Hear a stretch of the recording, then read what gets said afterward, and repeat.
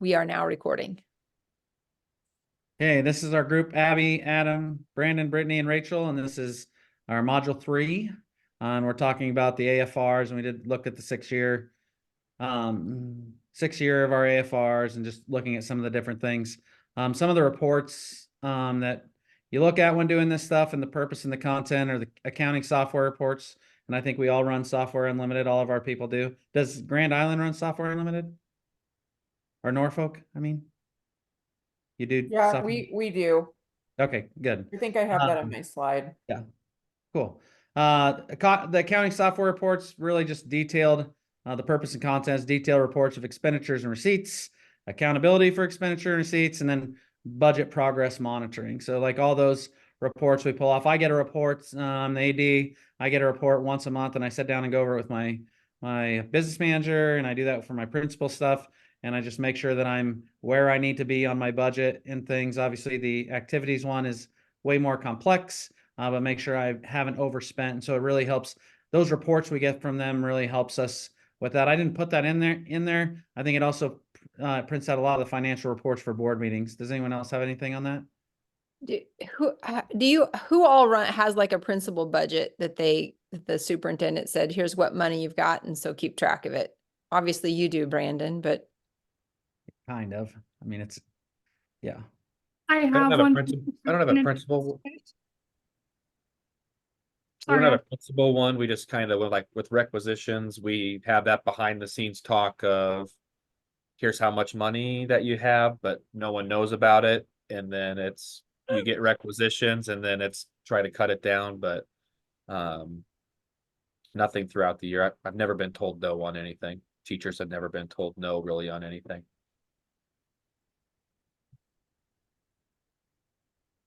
Okay, good on that one. I also use that. I use those reports like when I go to coaches and they're like, I want this. And I was like, you got enough stuff, bro. Like you're not getting anything else. I can go and show them the expenditures report. Like, you spent all of your money. You're not getting anything else this year, requisition and next year. So that's what those are. no. I think just the last piece, I touched on it earlier in another video where I like those where it shows you the percent of what you budgeted for each one of where you're at and just making sure that you're at 8.3% every month or below that as you start to get those cash reserves. So I think those are an amazing tool to have for the checks and balances and doing the best service you can. Well, and when I talked to my superintendent, he was like, those accounting software reports, we can make those, if there's anything we need, that Software Unlimited, we can make whatever report we need to track whatever we need to get. And so he'll use it if he's got something going on and he wants to look at it, and he'll have our bookkeeper make a report of something.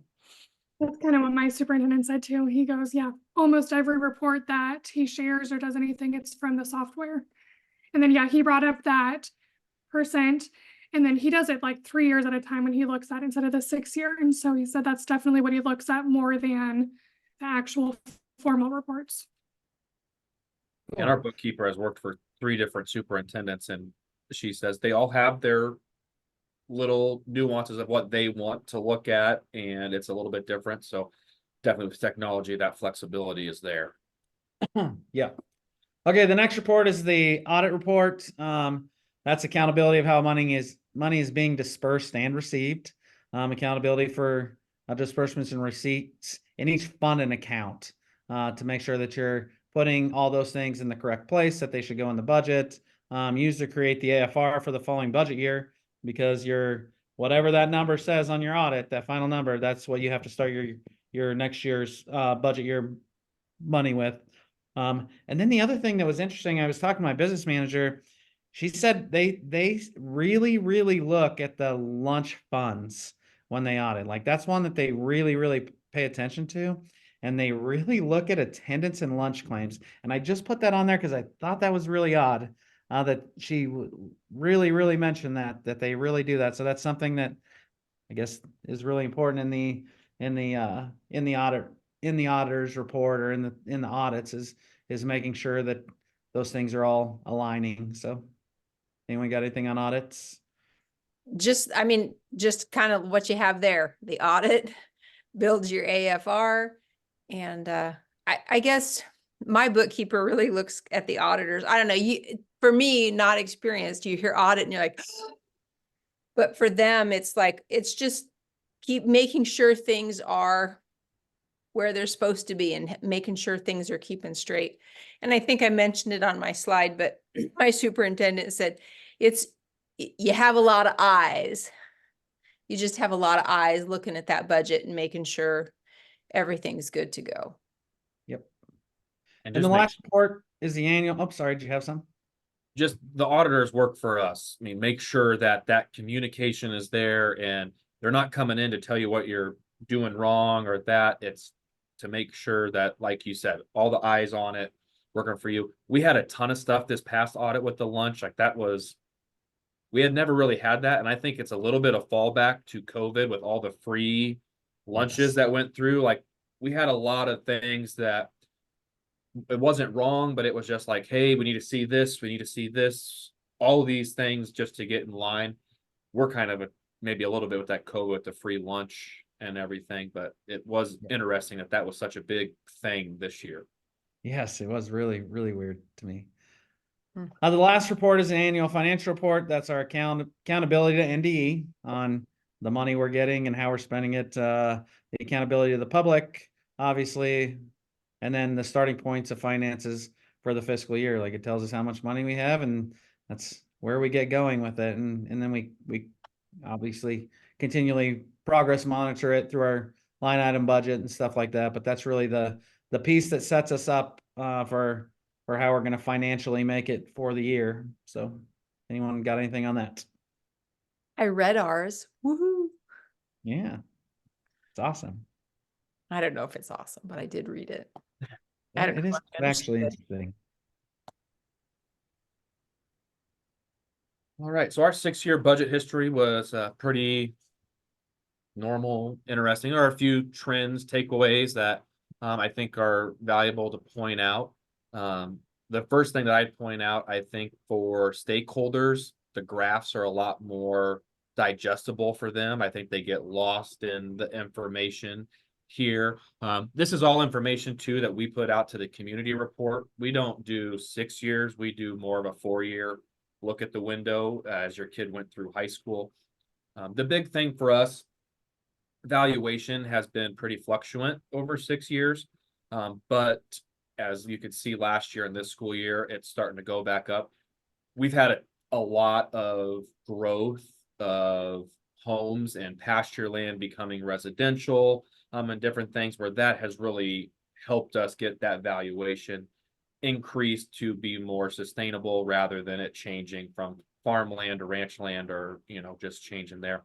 I went and visited where I graduated high school, and over 3 years, their valuation increased $1 billion due to data centers and different things. They went from 2 billion to 3 billion for their valuation. So that was a big takeaway there for Burwell. Another thing that was a takeaway for us, and I think Brandon talked about this last time, and it's just a big thing.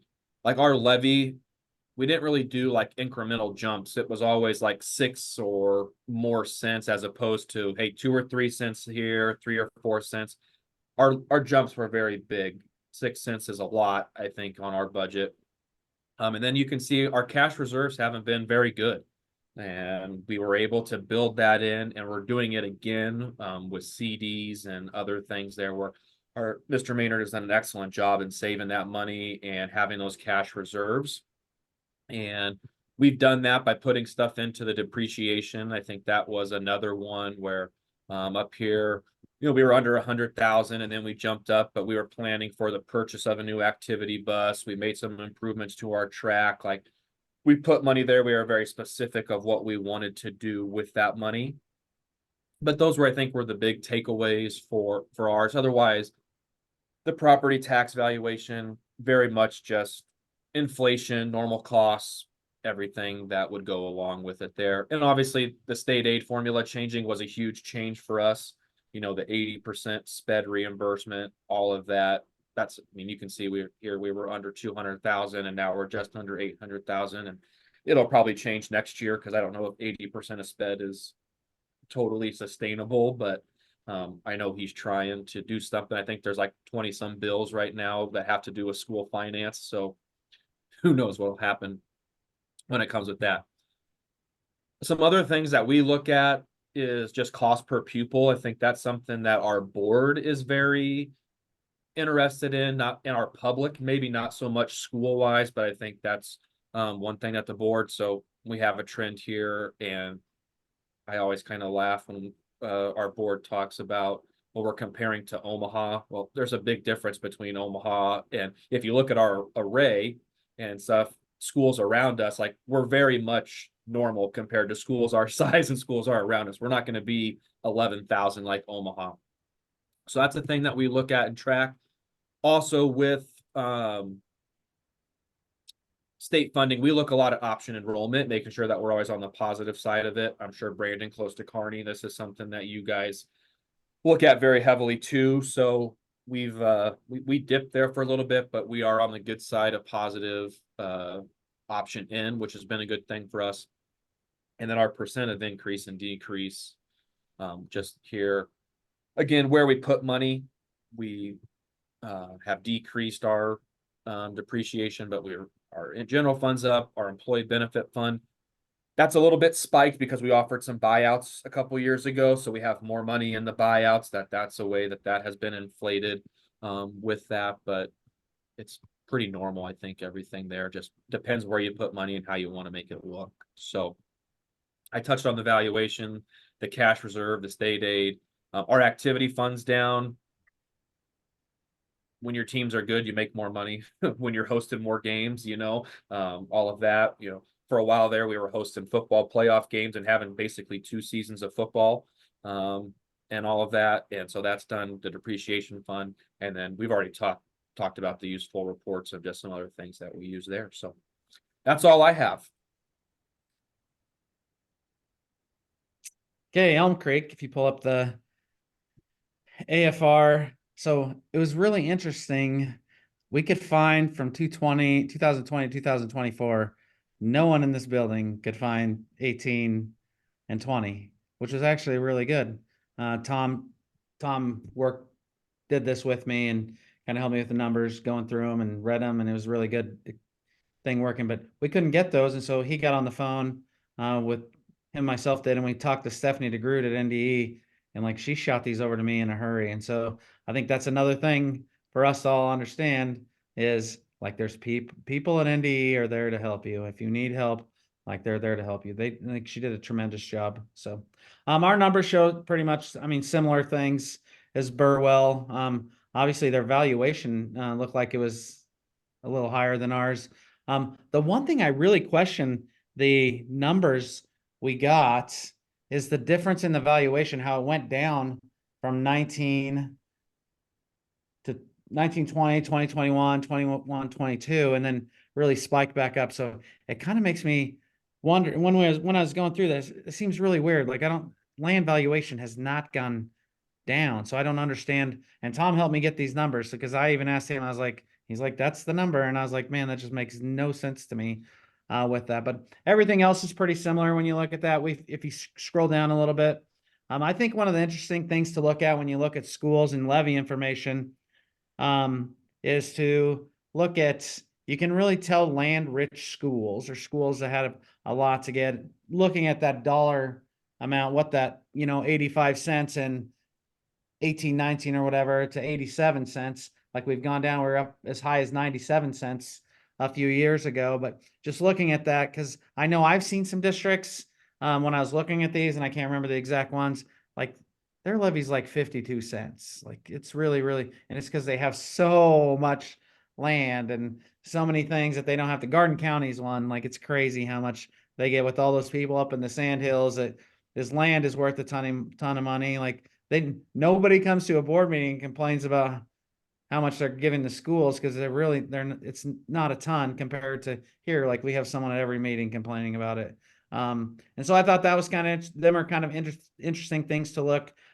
We also, like we're starting to get cash reserve, but in the big realm of things, like we're actually going to be okay. We were a little worried about March here. getting tax payments in. But in the grand scheme of things, $400,000 is what it takes to operate 1 month. And so you would survive like you need to have at least 3 months operating expense in there. And so I think that's something, our cash reserves just aren't in a good place. And I think the other thing you can really look at for our district, if you go up a little bit, Adam, is we had a building. And so you can see a lot of money in the bond fund and special building fund and different things like that. And I know if you look at the bond fund amounts this year in special building fund, we're going to actually have to raise one of those because we took a loan from the special building fund to the bond fund, and you have 2 years to pay it. And the last superintendent miscalculated the bond fund taxes we added on and the actual payment. So we had to pay it back, borrow money again. And so there's going to be some different things in that to kind of watch over the years. But I mean, these things look really similar to everyone else, but obviously we have we have a 20-cent bond and a 2 cents, 2 cents on our special building fund on top of the 87 cents. So I think people do really get confused when they're talking budgets about, and one thing that was confusing to me is what your levy's set at and what you actually get. Like this valuation and your tax asking are the things that like people like to hear, oh, you're going to bring the levy down. You're okay. But if you weren't asking, you could still get more money than you were getting the year before if your levy comes down because you're asking for more. And I don't think the public and people in general really understand it. And I think that's something for us to really understand. We don't want to get super close to that number of the valuation of asking in case we need to get more if something happens. And there was the big thing with the 7% that every board approved and that the state's real pissed about last year because we really didn't know, so that we could tap into more of that money. It's going to be kind of interesting with school finance where that stuff goes. So I bet that goes back down to 3 or 4%, the way everything's going, and it's going to really tighten things. I mean, it's going to be with that 7%. I mean, we were, only like $200,000 more, but we asked and we lowered the levy, but we went for more, and you're talking about land value. Platteview, their levy's at 68 cents. They just built a brand new school. Yeah. He had community members approach him and said, why aren't you asking for more money so that we can make more upgrades? Yeah. I legally can't. Like, we did the bond. Like, I can't just make the levy whatever you want me to make it. Like, this is all I can tax for with that. So it is so unique with that. And it's that land value is there. Yes. I think also like looking at these numbers and looking at other schools' budget numbers and just doing stuff, I also think it really like consistency in a superintendent being somewhere a long time. Like if you look at schools that have had that person in that position for a long time, they're usually that cash reserve number is really big because like they're not the new guy coming in and have different ideas. And I think for superintendents and for schools, like that longevity and keeping people in the same place makes for typically, like there are those people that overspend, but typically makes for a much better sound financial system for your community and your district. So that's all I got with that. One thing we had to educate our patrons on, you were talking about, the patrons was, this number up here in the general fund of like the 6 million, that's not what you're tax asking for. That's a complete different thing. They're like, well, why are you asking for? No, we're not asking for that. That's with money that's carried over. And so that has been a big thing that we've had to educate on when we get there. Okay. And then there's my percent increase decreases.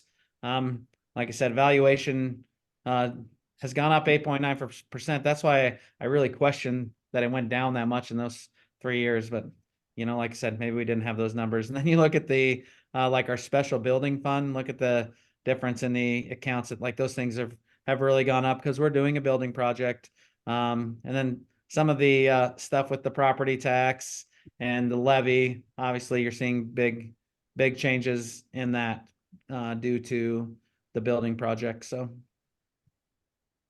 and state aid, obviously that's going up every single year for all of us. And like Adam said, like, where's that gonna go when we're getting 80% reimbursement for sped, so.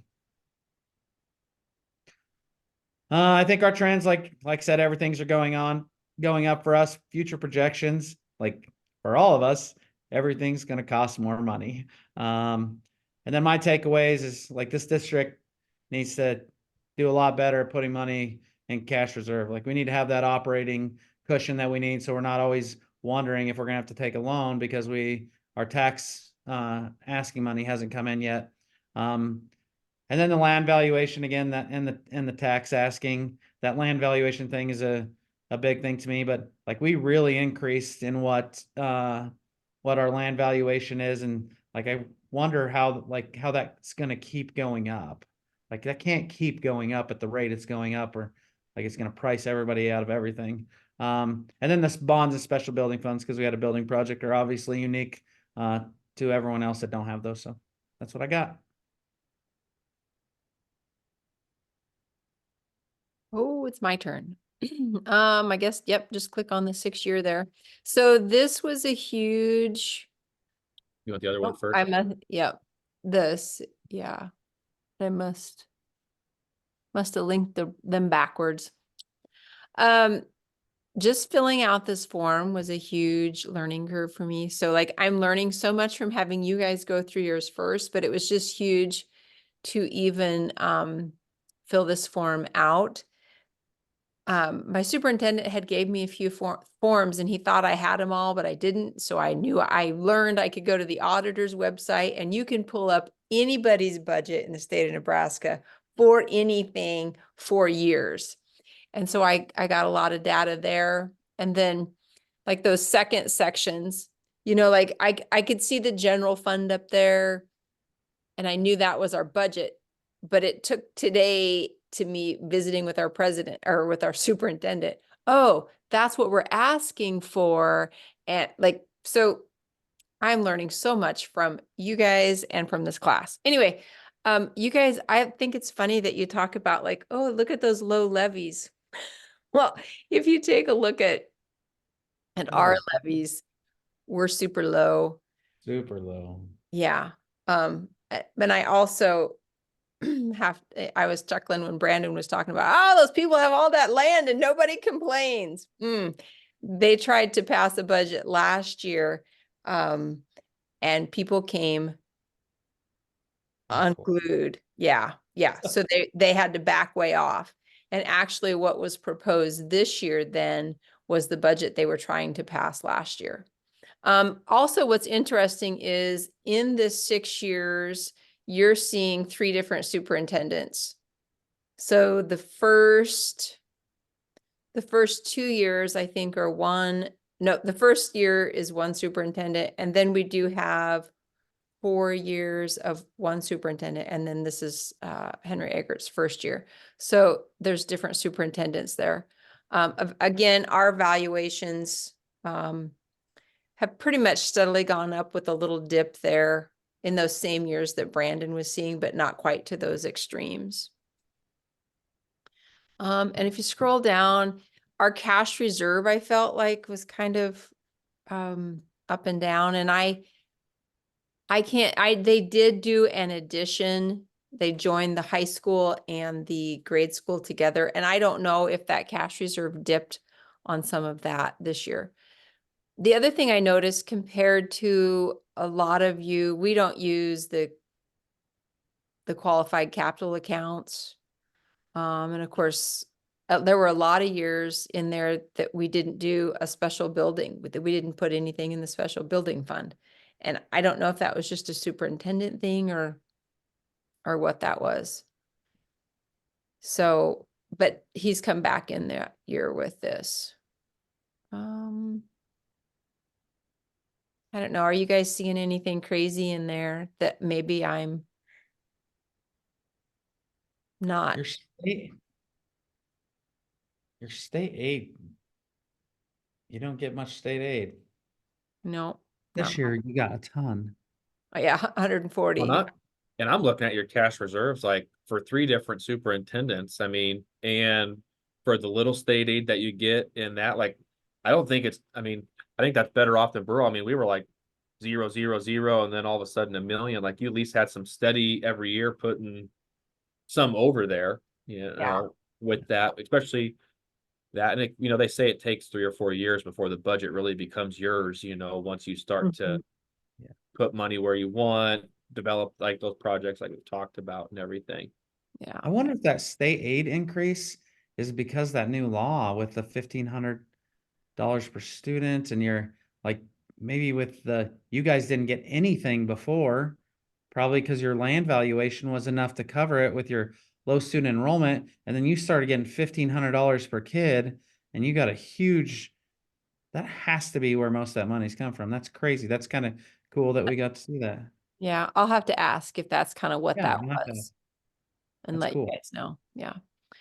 The graphs, I mean, you can click on that, but you guys are probably savvy enough, but I do think the graph tab probably shows the public.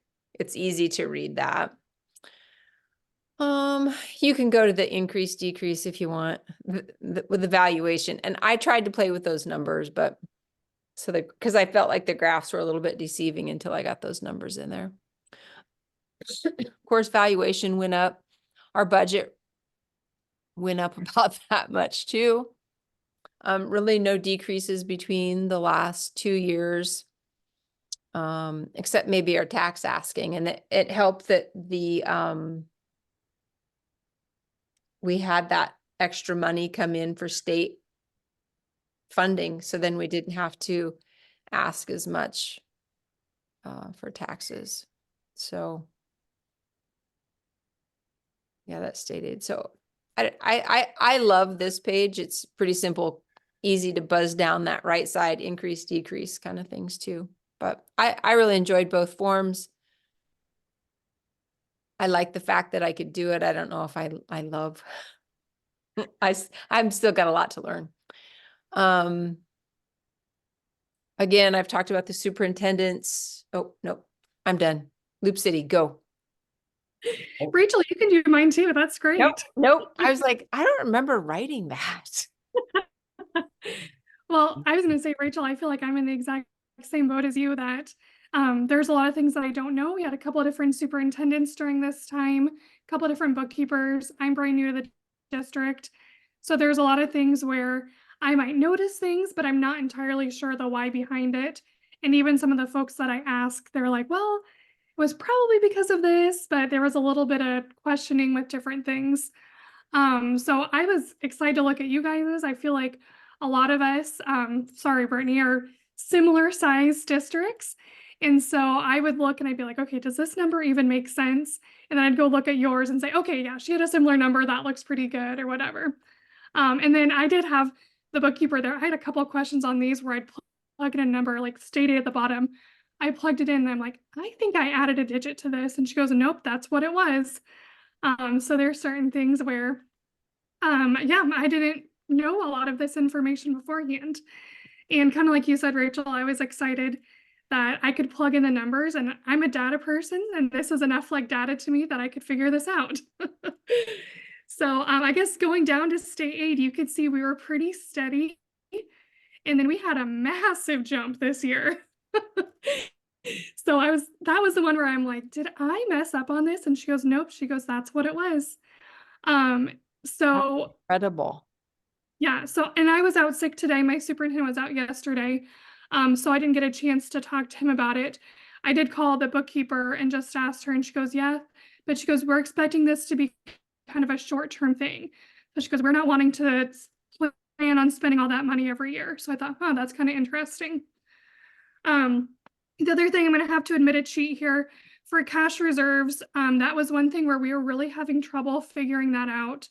When I talked to the superintendent, he goes, yeah, I could help you figure that out, but it's going to take a little bit more work. And so he goes, we have about 2 months at any given time, but he goes, he's working on building that up. So I am meeting with the bookkeeper later this week when we talk about next week's topic. And she said she'll go over that a little bit more in depth with me. So that's a cheat number. That's just what was in there from before. So I will get that fixed when I learn a little bit more. The other thing that I thought was interesting, you can see when we started our co-op with Arcadia. So you can see for the first 2 years of this 6th year, we don't have anything in the cooperative fund. And then, and you'll have to scroll up because I don't remember, was it 2020, I think? Yep, we started our co-op with Arcadia, so we're Arcadia Loop City for high school sports. So I thought that was kind of interesting. You can see when that started. And then you can look a little bit and see how that affected the activities budget too, because some of that's going to be going to the co-op fund. So I thought that was pretty interesting. Overall, if you look down at the graphs tab, I feel like our trends are pretty steady.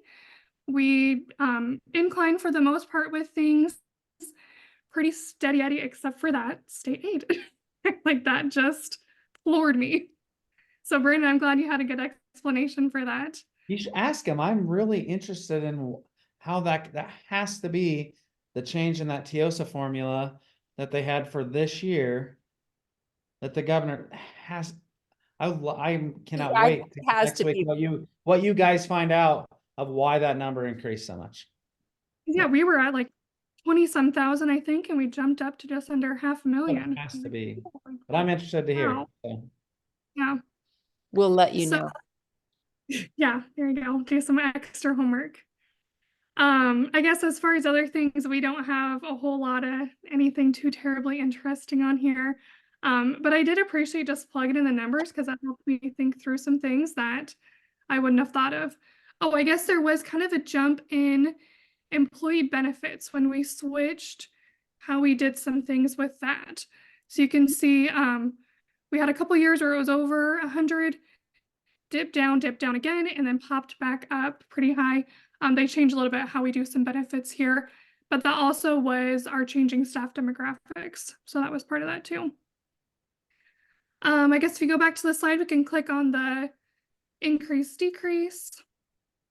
Again, we're pretty steady Eddie, so I don't know that we have a lot of fantastic numbers to share here. The employee benefit, kind of like I talked about, that was a change. We also added an administrator, so that was a little piece of that too. Special building went up pretty good.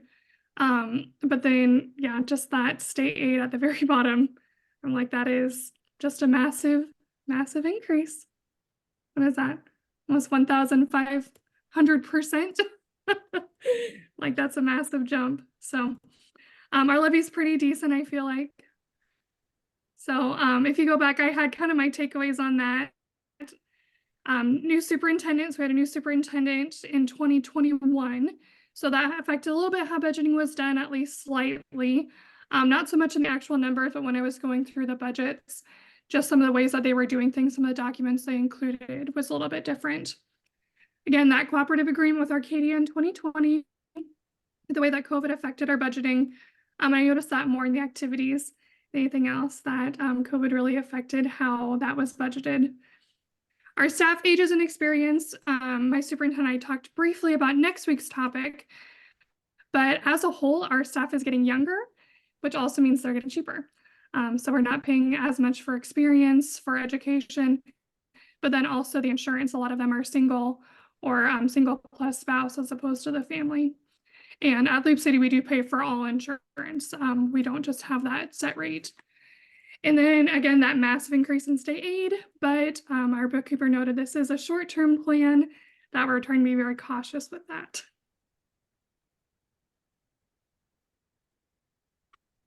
That's what I have for Loop City.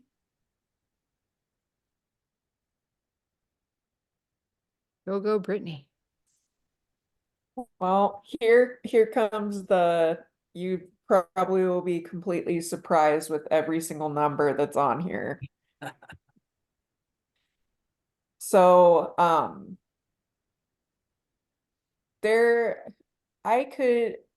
wonder if it's something with the audit that we had this year, because remember I talked about that it was we had an odd audit and they're trying to figure things out.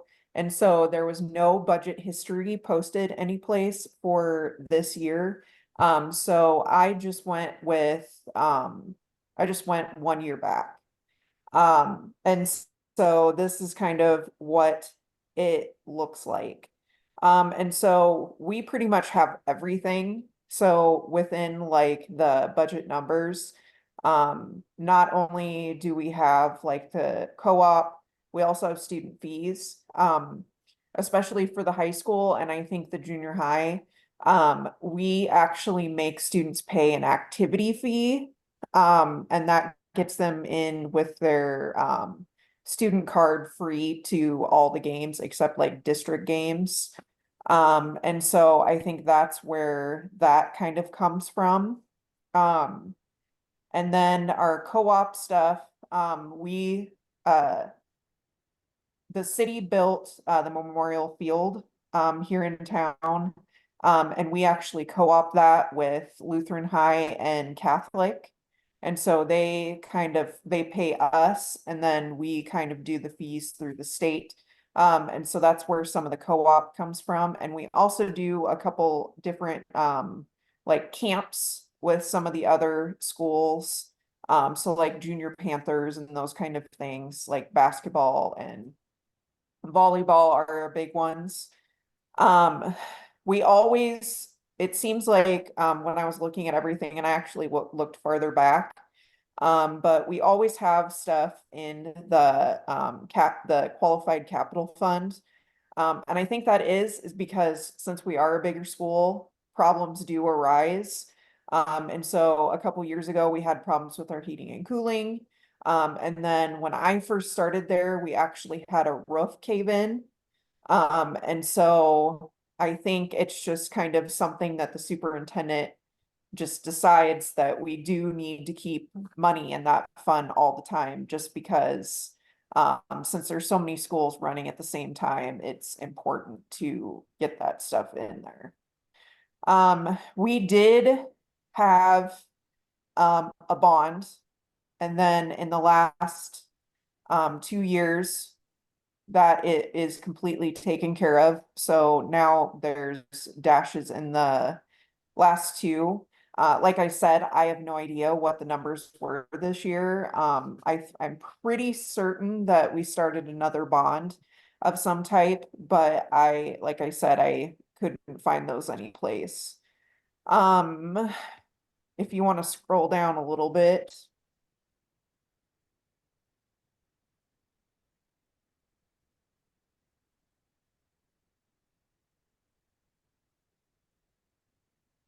So we had the levy information.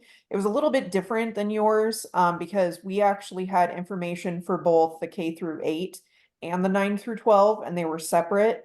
And so I'm guessing because we have so many elementary schools, and then we have a huge high school with all the students there. But so we had 2 different levies for that information. And our totals are definitely a lot higher than for sure Rachel and Abby's. Yeah. They have gone down though a little bit, because if you look in 2020, 2021, the levy was a lot higher. And we did end up getting that taken down. So, That's and really we good. definitely, these years, we've all had the same superintendent, and so I think that's the reason why the cash reserve has kind of stayed pretty, similar with each other. Because, our superintendent before, she was here, she was also, pretty knowledgeable, and so I think she knew that cash reserve, especially for a bigger school, is important to have. And then our state aid is kind of stayed the same.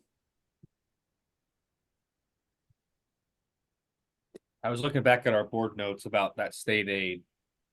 And so Nebraska this year also added what was called the foundation aid. And but the foundation aid is completely separate from state aid. So I thought that was maybe another reason why it was increased, but the foundation aid is completely different. So, that question, I do believe it's all just back to the influx from going from 42% of sped reimbursement all to that 80%, and then whatever other changes they made to that TIOSA chart in there. Because at first I was in my head that foundation aid I thought was part of state aid, but it's a completely separate. Like, so for us, we actually got almost another 400,000 in that foundation aid. that was not part of state aid, so. Just interesting, I know we were talking about the state aid and everything in there. It's Yeah. interesting that yours. I figured North Forks would have went up more with all of the changes that have happened. Well, and I'm wondering if maybe it's because, since Norfolk is such a bigger school, to kind of even it out, because I couldn't imagine how much money we would get because we have so many students in our school. Just in general, I think this year our graduating senior class is 353. So, I wonder if maybe they have a cap on it that you can only have a certain amount. Because if we think about like Lincoln and Omaha and all those, so much of the state aid would be cut with those. So I'm wondering if maybe that's what it is. Could be. I know Lexington gets like 22 million. Yeah, it's crazy. At one time they did. Yeah.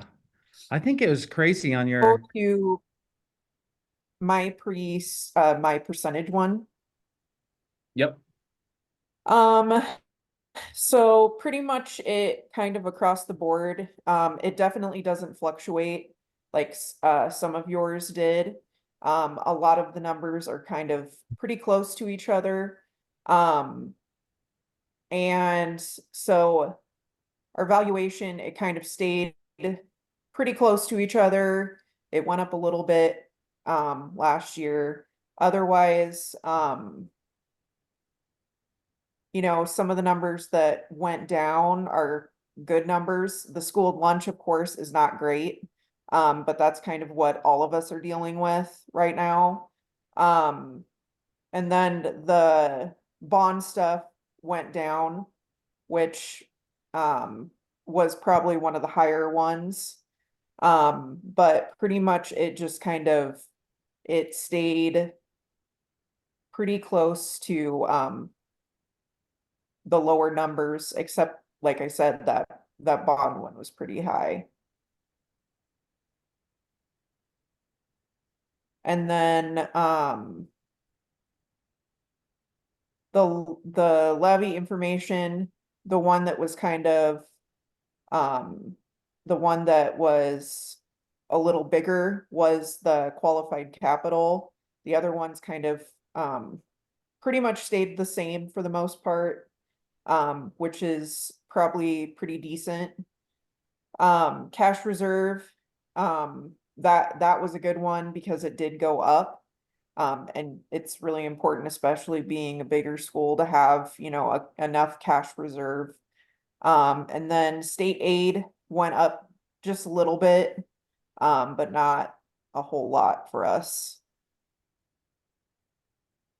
And I'm also wondering, because I think with all of the audit debacle, another thing that with our state aid, I don't know, but I think some of that was a part of the audit. And so I don't know in these last 2 years if that's kind of changed things too. Definitely not something that I wasn't gonna ask about. Because they're very short-staffed at the CO because we don't have that person right now. So if you want to go back to the slide. Oops.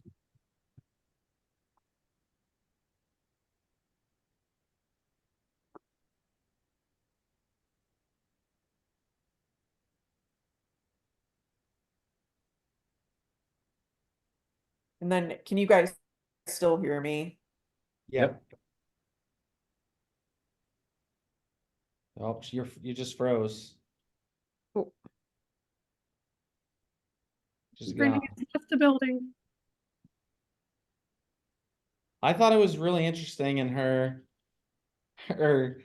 their cash reserve was more than our total budgeted expense for a year. Yes. In, Yeah. in the Yep. general, like it's not far off of the entire budget they have in cash reserve, but it costs them a lot more to operate. So I also thought it was crazy how, like, the general fund levy was the same. Yeah, Like there wasn't any flux, like not even a cent. It was just, it's $1. yeah, And the only thing that changed, so I just thought that was unique that yeah. happened that way and that's how it turned out. I'm Brittany's sorry, back. You're the good. wind is like really bad here. And I cut out for a second, so, but yeah, pretty much my takeaways were, is you can definitely tell a difference between years with a head business manager and just the superintendent. So when we did have our head business manager, he did the last 3 years and you could definitely tell a difference. They were more precise because I think he had more time to work with the stuff. And the other ones were kind of just pieced together the best that they could. And so you can definitely tell the difference that they were easier to go through, easier to understand and more detailed. Um, and then I just kind of put in there that our budgeting tool was system unlimited. And I know Brandon, you already asked about that. But I just kind of mentioned it in there so I didn't forget. I definitely didn't think that the information was hard to work with. It was just getting it all in the same place. That was the part that was definitely not fun. And I know that this is not really about like the budgeting plans. But Excel is a lot easier to deal with versus spreadsheets.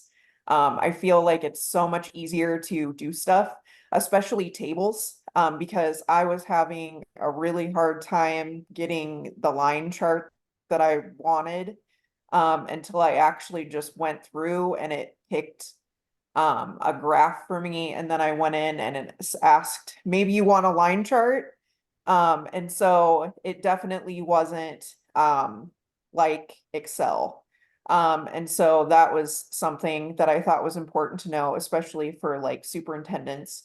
Like we're a Google school, so that is something that, you know, we just kind of have to deal with. But it's really important to know how to use Excel and also know how to use spreadsheets on Google. And then I also kind of agreed with Abby. It was much harder to get exact information during budgeting during COVID. And I also noticed that the numbers kind of fluctuated, especially because of the free lunch for Nebraska. And so I kind of mentioned that as well.